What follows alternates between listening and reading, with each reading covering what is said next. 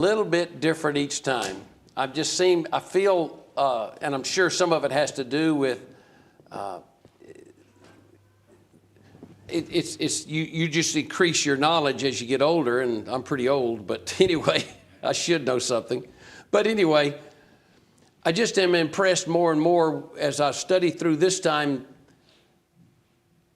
the pace of Christ. He was patient and gentle and with their questions, and didn't call out their motives, although you know Jesus knew their motives from the beginning, the condition of their heart. But what we're reading in Matthew 23 obviously is a crescendo, is a high point in Jesus trying to get the message across. If you're talking to a loved one, you'll be patient, you'll be kind, you'll be compassionate, thoughtful. But then after a time, these truths that should be apparent to any, and that are apparent to any sincere person who's sincerely trying to please God, if they're not picked up, then you begin to realize that the person's heart is not receptive to the word. And although we don't have the abilities, obviously, to read into a person's condition, their heart, we can't read hearts. We can't take advantage of that ability that Jesus had. We don't have it. But there are some people that we can know and understand, and I guess it is somewhat of a pattern for us as we study with others.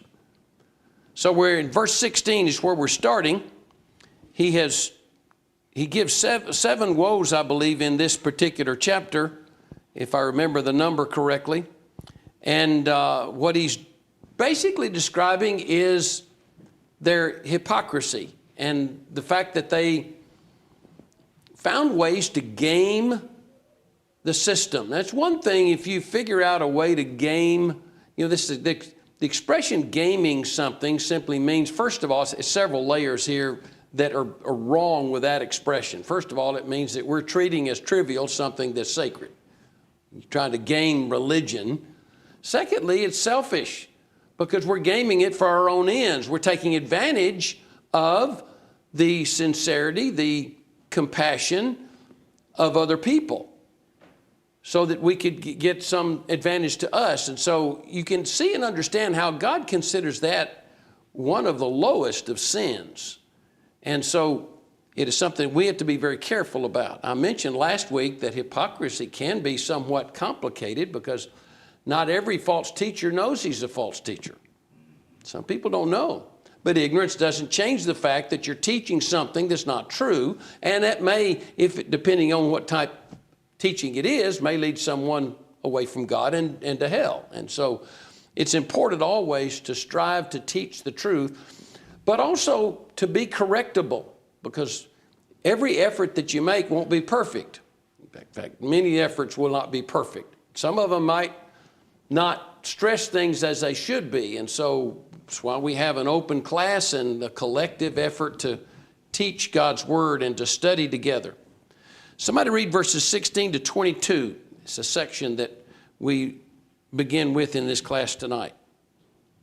Woe to you, blind guides who say, whoever swears by the temple, it is nothing. But whoever swears by the gold of the temple, he is obligated to perform it. Fools and blind, for which is greater, the gold or the temple that sanctifies the gold? And whoever swears by the altar, is it nothing? But whoever swears by the gifts that is on it, he is obligated to perform it. Fools and blind, for which is greater, the gift or the altar that sanctifies the gift? Therefore, he who swears by the altar swears by it and by all things on it. He who swears by the temple swears by it and by him who dwells in it. And he who swears by the heavens swears by the throne of God and by him who sits on it. Okay. Jesus talked in Matthew 5 on the Sermon on the Mount about swearing by, giving oaths. Some people believe and certainly respect that we should never, under any circumstances, even in a court of law.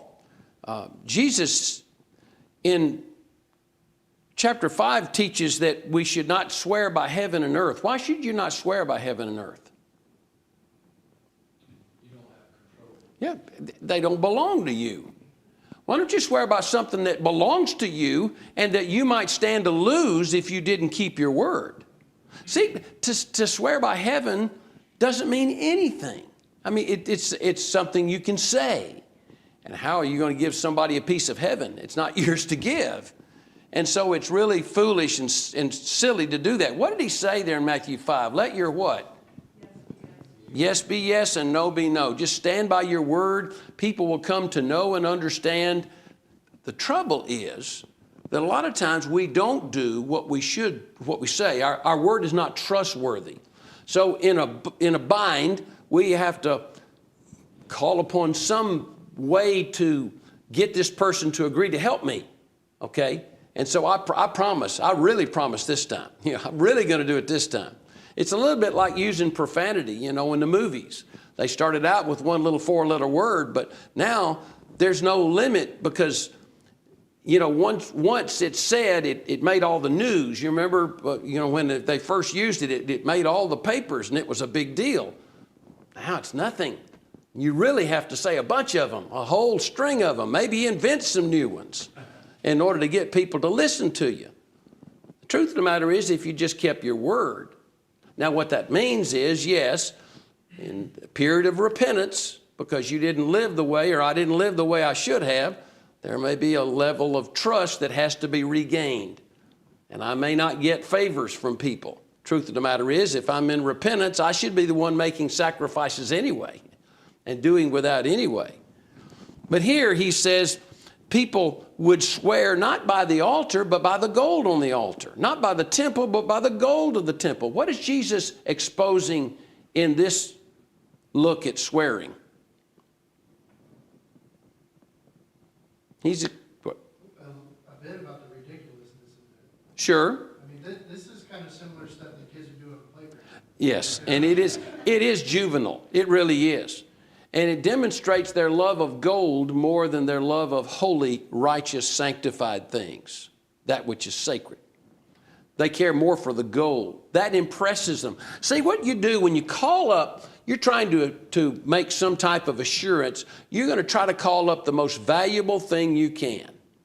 To them, the gold of the altar was, they wanted to connect it to God, so they would go to the temple. They wouldn't go to the king's palace or something. There's plenty of gold there too. But they want to go to the temple and invoke a little bit of the divine.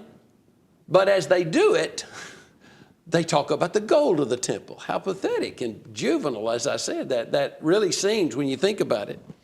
And it shows their hypocrisy.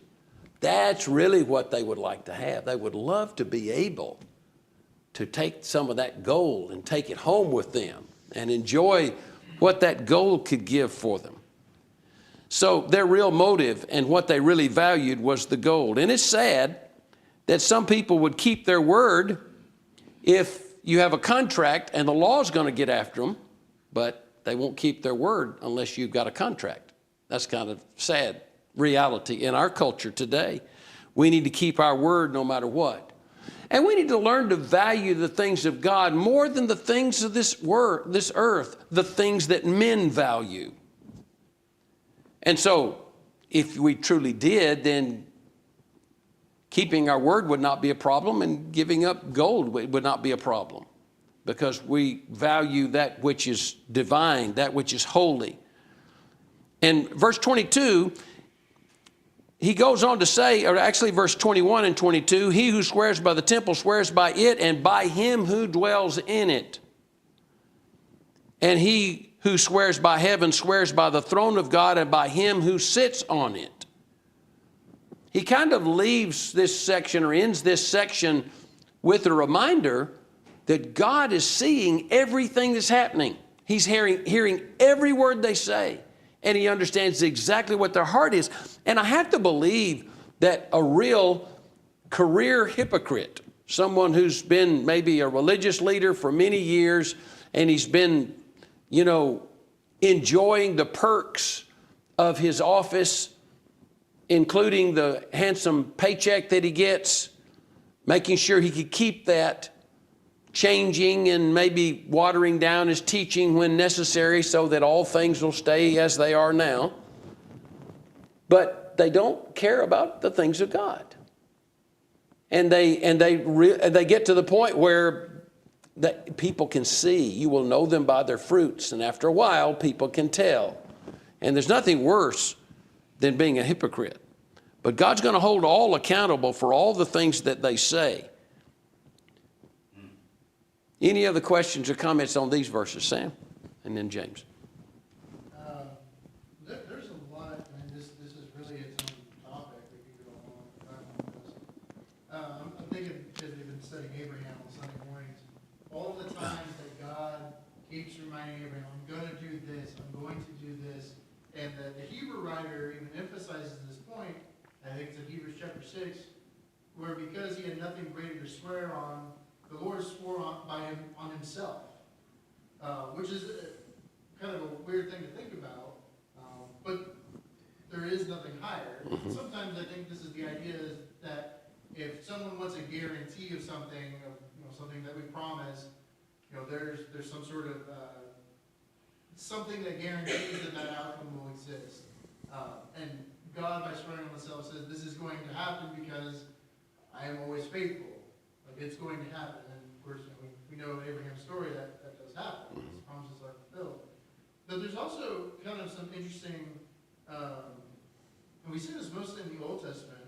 You'll have several times where you have the phrase, as surely as the Lord lives, and then something that follows after that. Some sort of promise that someone is trying to make to someone else. As surely as the Lord lives, I'm going to do this, or I'm going to fulfill some obligation. And it doesn't seem that they're ever criticized for doing that, but it seems paramount that they make sure that they do it. So, again, this is not something we really see much of, not as much in the Old New Testament as we do in the Old, but it was certainly something that was not uncommon. And I don't know why the Pharisees went from that phrasing to swearing by the gold of the temple. That seems like a step down somehow. But they really kind of made it very complicated by going away from that and trying to invent kind of their own tier list, if you will. I think it probably happened culturally, that because if I were to swear by something, we kind of have to have a common understanding of the value of that thing that I'm going to promise by. I'd rather be more comfortable using that word than swear by.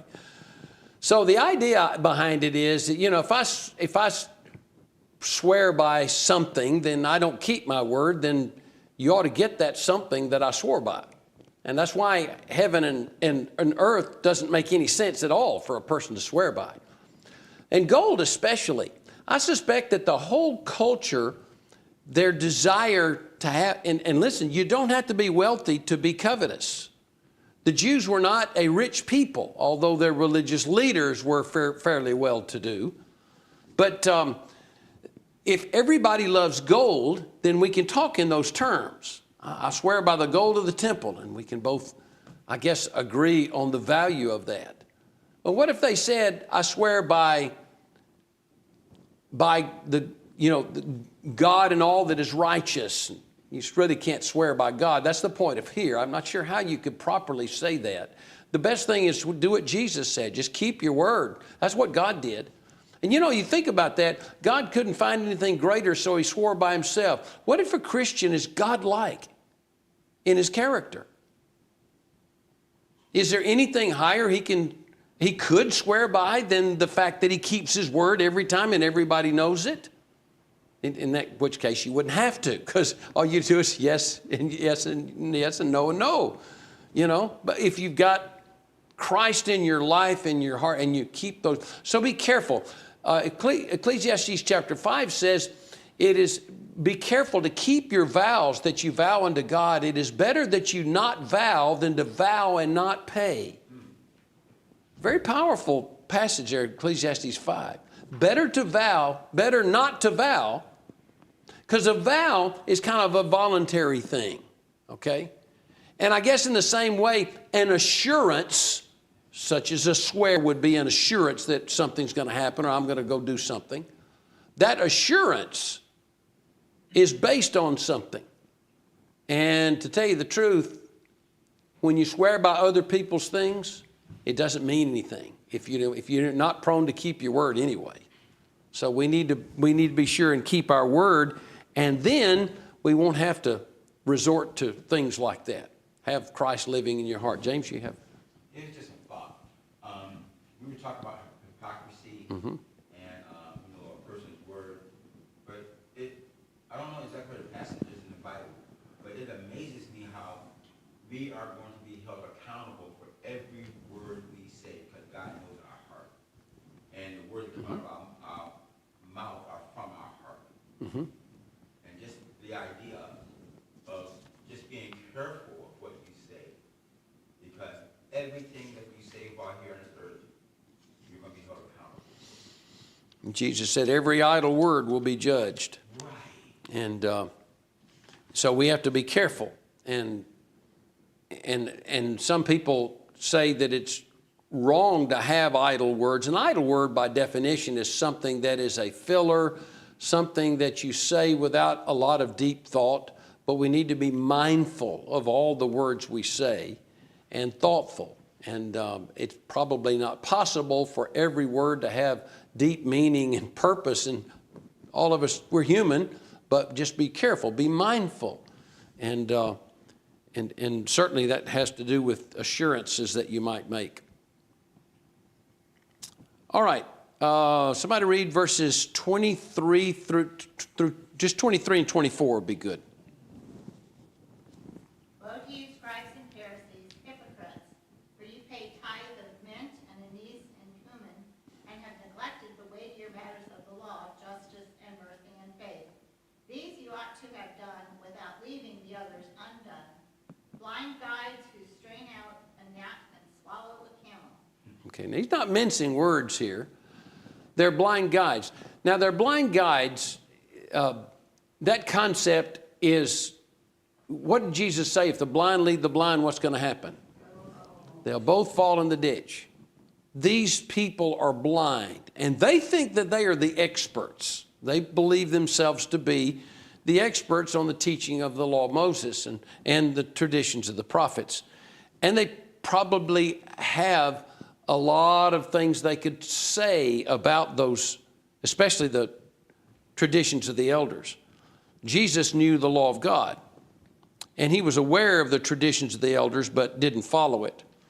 He called them hypocrites. You pay tithe, mint, and anise and cumin. These are the spices. And what the tithes had to do with was not just the money you made at the end of the year, but you tithed everything. Understand, the Jews did not tithe from just their income, but they tithed 10% of all they had. So it wasn't like an income. It was, what do you have? You have some spices in your kitchen. You tithe those. You get 10%. Knock it out and bring it to the priest. And those spices sometimes were used in various ways in the temple work, in the altar of incense and things like that. But he says that you pay real strict attention to making sure you get these tithes, but you've neglected the weightier matters of law. What are the weightier matters they've neglected? Justice, mercy, love. Justice, mercy, and New King James says faith. Is love when in another translation? It doesn't matter. But these are not things that you tithe, are they really? They are things that you live by. They are your motivation. They're matters of the heart. And we're to be godly all the time. So they are making sure they get the 10% of these earthly things, and they're ignoring these matters of the heart that should be with us all the time if we're godly. And he says, these you ought to have done without leaving the others undone. Now, some people would take this verse and try to say that there are weightier matters and that's all that matters. And all you need to worry about is justice, mercy, and faith. That's all you need to worry about, or other matters of the heart. But you don't need to worry about outward obedience or being real picky about God's word. He said you should have done these weightier matters without leaving the other things, even the tithes of the spices and things like that, undone. Arnold? Yes, and the verse above it said about the stranded on the net. Well, that's such a small thing, a net, but they do that in order to show that nothing's gonna go in my mouth that's unclean. Mm-hmm. And also, the tithes wasn't for God, they were for the priests. Yeah, The ones that built those tithes. And, we can't give God anything but obedience, But they was trying to say that,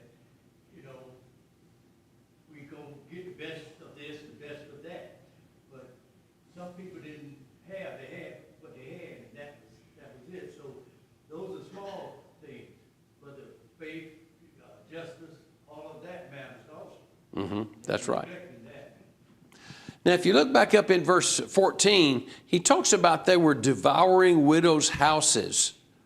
For a pretense you make long prayers, therefore you receive greater condemnation. So what the religious leaders would do a lot of times is when a woman lost her husband, she's a widow, a lot of times a religious leader would kind of take over her finances for a period of time to make sure, that she receives, what was her husband's, and it wouldn't automatically, under the Jewish culture, it wouldn't always automatically just go to the wife. There had to be some legal things filled out, and there was a religious leader that'd step in who often would take advantage and say, well, he didn't have anything. Now, if they would steal from widows like that, okay, do you suppose maybe some of those spices made it to the Pharisee's house that were given to God or for the use of the temple might make their way? Well, of course. They're hypocrites. And they might have means in their own mind to justify this, but it demonstrates the fact. Now, a gnat is a flying insect like there were some other insects too that are listed that were unclean. Now, grasshoppers and locusts actually were not unclean. Any type of insect that has a joint in its legs, even if it flies, but those insects that do not have a jointed legs, then that's unclean. So a little bitty gnat, as they're making the wine, gets in the wine, and that'll make the wine unclean, and when you drink it, that'll make you unclean. I don't know if you always knew about it, but just to be careful, they would strain that out, and it had a particular procedure by which, and a particular cloth that they would strain the wine through to make sure the gnats didn't get into the mix. And when you do something like that, and it's almost like fasting, when you tell somebody you fast or something like that, they go, wow, you're really strong, you're really righteous, you're really something. You fast, you really do that? How long? And so people talk about straining out the gnat. That's a lot of trouble to go through. But then they're hypocrites, so they would turn around and swallow a camel, which is also unclean. So yeah, they weren't unclean because of the gnat, but they were because of the camel. They weren't unclean because they missed their tithes of anise and mint coming, but they were unclean because they swallowed and forgot about faith and mercy and justice. All right, somebody read verses 25 and 26. Yeah, go ahead.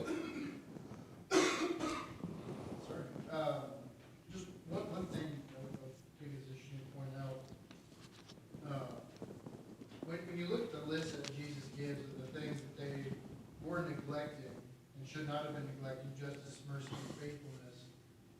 These, and the Pharisees tried to kind of position themselves as the religious leaders of the people. And the scary thing about this is justice, mercy, and faithfulness were the things that the Israelites forgot about that led them into captivity. When you read through a lot of the minor prophets, a lot of these are the themes of, some of the issues of their sin is they weren't merciful to others, they were taking advantage of their neighbor, or, killing their neighbor to get their stuff. They weren't serving God, even if, they were checking off the boxes, they weren't serving with their heart at all. And they had, there is this whole corruption of the justice system where no one was getting any real justice. And these are the things that led the Israelites into captivity. When you look at Amos, Malachi, after captivity, but those are the problems that they had, and here it still is. It's coming back full circle. It never goes away in a sense, but for maybe brief periods of time. Yes. Jesus speaks concerning the issue, concerning the issue of sacrifice and mercy. Jesus speaks about that twice in other places in Matthew 9 and 13 and Matthew 12 and 7. And in both of those places, he tells them that they need to understand what God said, quoting from Hosea 6:6, for I desire mercy and not sacrifice. And they did not really understand that.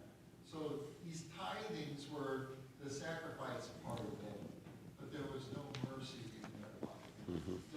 It wasn't that God desired mercy and didn't desire sacrifice at all. But Right. mercy was more important, and they were just ignoring the mercy part. And how useful is the sacrifice if the mercy is not there? It is useless. It is a waste of time. And the thing is, Jesus isn't saying anything God had already said through the prophets. Because Micah 6 and 8, but he has told you, O man, what is good. And what does the Lord require of you? But to do justice and to love kindness and to walk humbly with your God.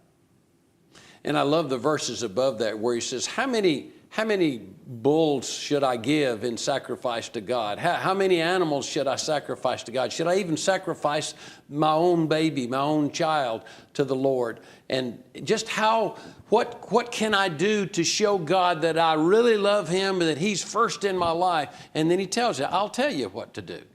And those are the words, and it's a beautiful passage to think about. But, we have similar problems sometimes in religion today. People who might come to worship on Sunday, but they're a different person when they get to work on Monday. And, when it comes time for vacation and they load up in their family to go somewhere, do they ever think about stopping to worship God on the first day of the week or observe the Lord's Supper? And, this is something that is a problem. We figure out ways to show a sign of virtue and godliness. But then that's not really how we are inside. And we've missed the boat just like the Pharisees did. And so we have to be careful of that. Okay, verses 25 and 26. Woe to you, teachers of the law and Pharisees, you hypocrites! You clean the outside of the cup and dish, but inside they are full of greed and self-indulgence.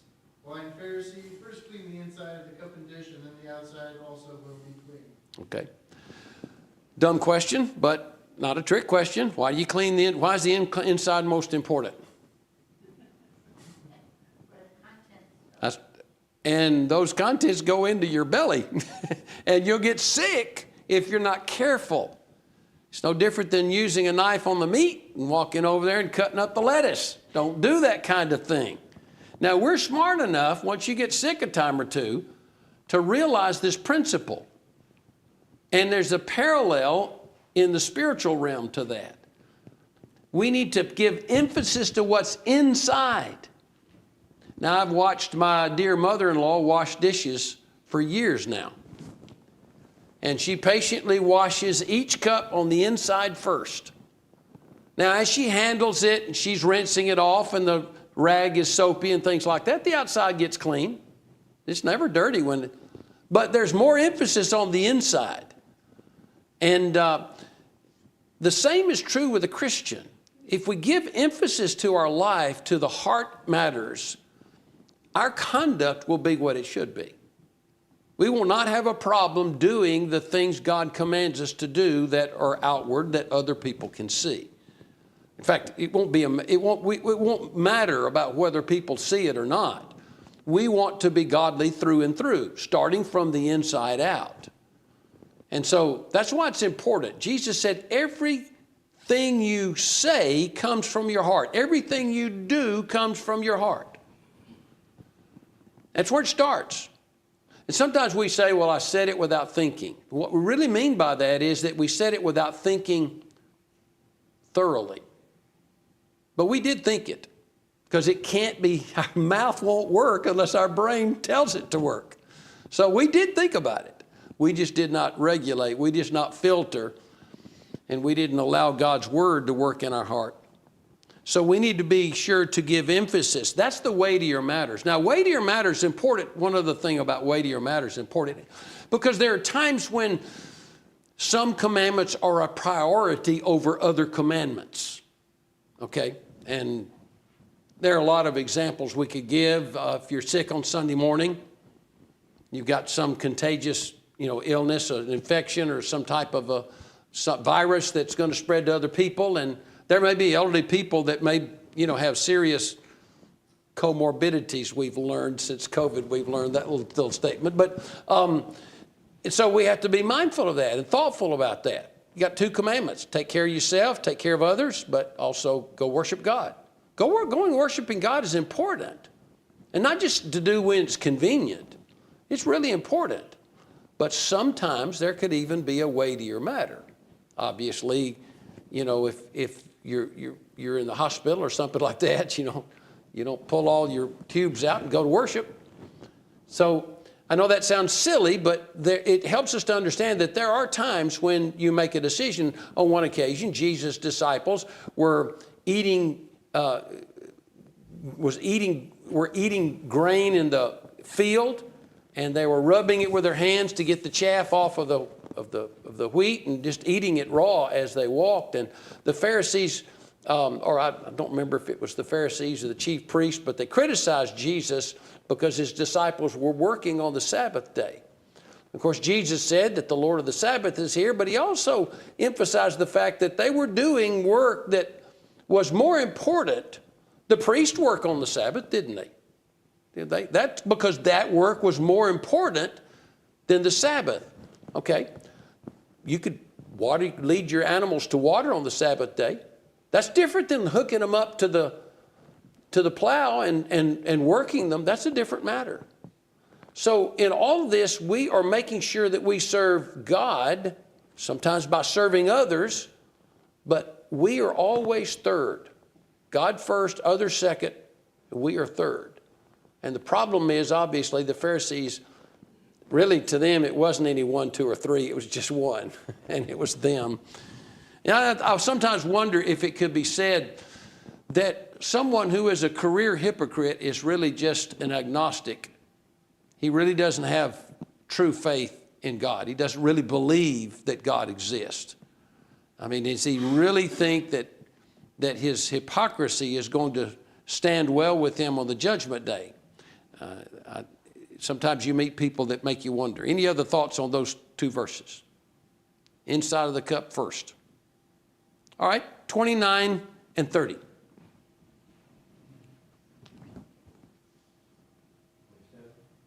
Oh, I'm sorry, 27, 28, that's it. Thank you. Woe to you, scribes and Pharisees, hypocrites, for you are like whitewashed tombs, which indeed appear beautiful outwardly, but inside are full of dead men's bones and all uncleanness. Even so, you also outwardly appear righteous to men, but inside you are full of hypocrisy and lawlessness.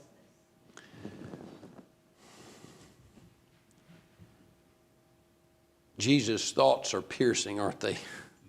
It is amazing how he can line up these comparisons, and they are spot on. They are like whitewashed tombs. Now, we would compare them to beautiful headstones that may be real tall and huge in a cemetery, such that as you ride by, that's the first thing you see. And they're beautiful. I mean, they are they're just works of art. But inside, we know what's in the casket beneath them. It's the decay of flesh, and it's dead men's bones, and there's nothing there. But they're beautiful outwardly. In the same way, these men sometimes they had the look of godliness. There's something that's interesting to me, and I'm not sure what the answer is, but it has always bothered me, and I've observed this all of my life, and whether my lifespan is unique, maybe if you go back to previous centuries, it wasn't this way. It seems that whenever the church is strong, and maybe this is just true of, I don't know, I think I've seen it in other churches, in denominations as well, going back far enough. Whenever the church is strong, preachers aren't paid very well. Whenever the church becomes a little more worldly, then preachers start getting paid better. I remember when I was young, in fact, I asked a dear old preacher who came to see me yesterday that same question. I said, "Why is that?" He said, "I don't know. It's a strange thing." The trouble is, see, when the culture becomes worldly, and especially if worldliness begins to get into the church, then everybody's kind of playing along and always assuming that the preacher or the religious leader, whatever he's called, is really godly, and we don't know the details of his life, and we really don't want to know the details of his life. We want to come here and pay our pittance and sit and do our thing, and then we want to go. A lot of times there are brethren in churches who are big clock watchers. Knew a fellow one time that about 5 minutes till the end of the hour, he sat up front, about 2 rows in front of Arnold, and he would do like that, where everybody could see his watch. Fortunately, I just ignored him, and fortunately, the congregation just ignored him, and he didn't really cause much trouble beyond that. But anyway, it just really causes us to wonder, why are we doing what we're doing? Casey? What you're talking about is the difference between service and compliance. Mm-hmm. We have a saying at work with regards to the type of employee that we may or may not have. We call it strategic compliance. So this is the idea that an employee will do just enough to not get fired. Yeah. And other employees are there performing, a service. Not that they're being taken advantage of and doing work that they're not being paid for, but there's a difference, and we all understand that in the workplace. We've seen it, maybe we've been one or the other, and so it is in religion. And Jesus is getting to the heart of that issue, that the Pharisees, not having heard from God, the Jews not having heard directly from God for centuries, had become strategically compliant and were doing just enough to still be considered righteous in the eyes of men. Of course, not in the eyes of God, in the eyes of the Lord. And Jesus is pointing this out. He's the first person that's come along in centuries and has pointed out all of this ridiculous behavior that they're engaged in, and that they've completely left out all of the things that they're actually supposed to be doing. And when I think of the statement that they made about Jesus, that no one had ever spoken like him, and he amazed them because he spoke not as the scribes and Pharisees, but with authority. Somebody finally came along and said what everybody knew. And I think there is a parallel to what the Jews did with their sacrifices. It's that those who come to be seen at worship, as I said, and then they figure out how to hide the things that they do that they know are not righteous. And it's the same type of hypocrisy. Sam? When we went through the chapter where Jesus clears out the temple and the whole conversation that he has with everyone there about what was going on, he always circles around back to the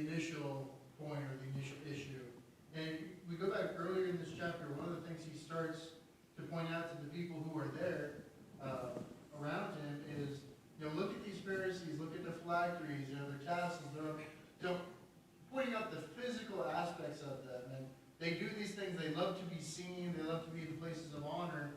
And, just the last couple verses before what we just read, he talks about the inside of the cup versus the outside of the cup. And he's using basically the same comparison here, he's just changed it to tombs now. Mm-hmm. So now he's escalated the comparison, but it's the exact same type of thing is what he's saying.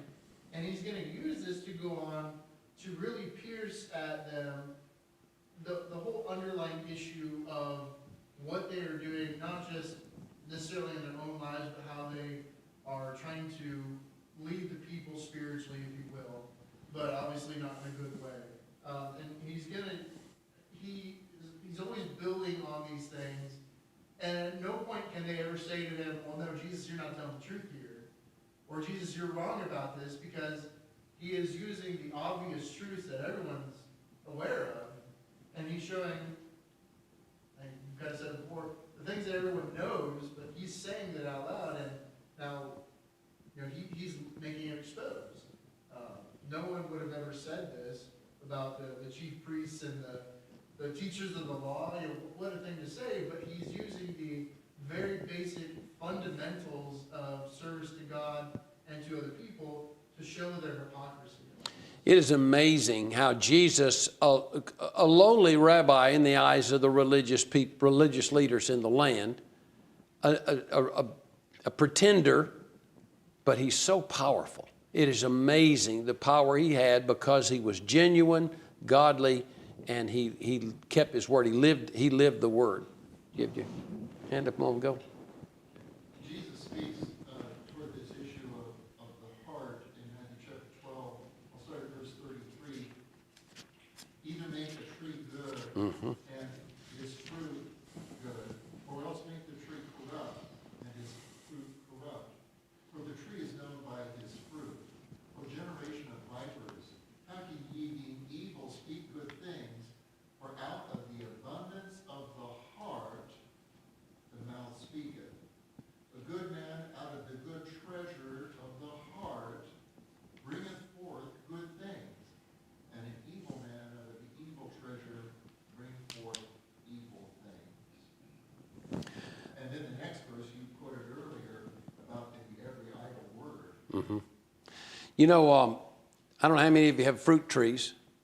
If you ever had a fruit tree that was a really good fruit tree and produced good fruit year after year, that is a great thing to have. You ever had a fruit tree that kind of had, sometimes, every now and then to have good fruit, really kind of was disappointing to you? Now, if that tree just had nothing but nasty, rotten, wormy fruit, nothing ever good comes from that tree, you'd probably cut it down and be done with it. That's why Jesus said, either make the fruit good or bad. There's actually hope for the person who lives an ungodly, worldly life. But there may not be any hope for the person who has just a little bit of godliness, just a little bit of religion to make them feel good about themselves and to salve their conscience, and they use that good service to justify the evil things they do or to overshadow the evil things that they do. Jesus says to the church at Laodicea in Revelation 3, I would rather you be cold or hot, but not lukewarm. So that's why hypocrisy is so dangerous. Nobody ever says, you see that atheist over there? That's the reason I'm not going to be baptized. They don't ever say that. But they will say, you see that Christian over there? He's a member of your church. And he lies and he cheats on his wife, and that's the reason I'm not going to be a Christian. That's what damage a hypocrite will do in the church. Far more damage than an atheist could ever do. All right, our time's about up. Casey, if you could ring that bell, please, sir. We'll stop there because the next section really kind of gets us all the way through to the end of verse 36. And we'll start there in verse 29 then next Wednesday night. Thank you.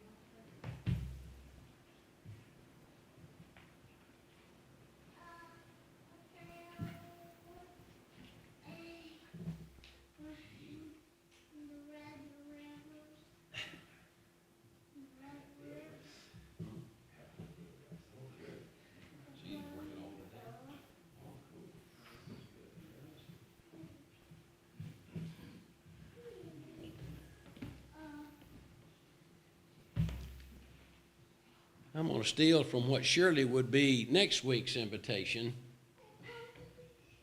because I'm just in the mood to do that.